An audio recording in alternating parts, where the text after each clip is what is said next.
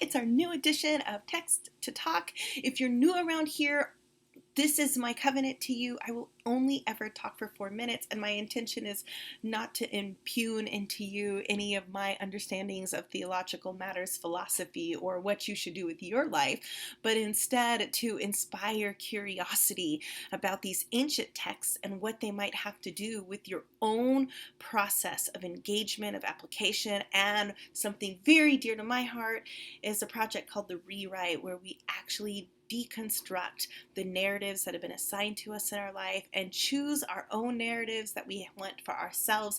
You can learn more about what to do with this space if you watch that video linked over there, but you don't have to. You're totally welcome to just jump right in. But like I said, I have a 4-minute promise that I won't talk for longer than 4 minutes, so I need to get to the beginning of this new series. So we're going to only go for 4 weeks, so I have 3 minutes to introduce you to what I hope we're going to engage and talk about, because I'm so curious to hear what sparks for you. So we're going to take a text from Mark and just a little bit to understand about Mark. Mark is one of the Gospels. It is presumed to be the first written Gospel, and it is really unique from the other Gospels. So there are these other two Gospels that tell really similar stories. That's Luke and Matthew. But Mark is different because he says the whole story in right now.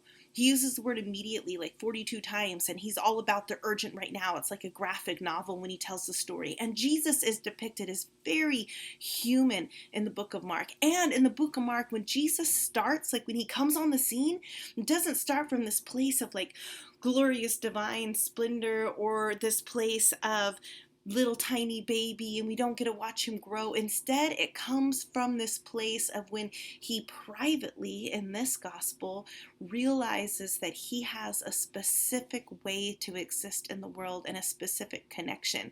And that means his baptism. So the story of Mark begins really at his baptism, which in the Gospel of Mark is a private occurrence. There's no indication that, the heavens split, the dove came down, and everybody around knew that this was some kind of Messiah moment.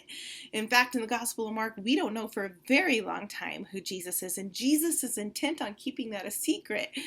Well, the story I want to talk about happens in chapter 6. So in Mark chapter 6, Jesus has just began doing some incredible things. And when Mark tells the story, he's talking to people who are probably new believers to this radical way of living in this alternative, reversal of power.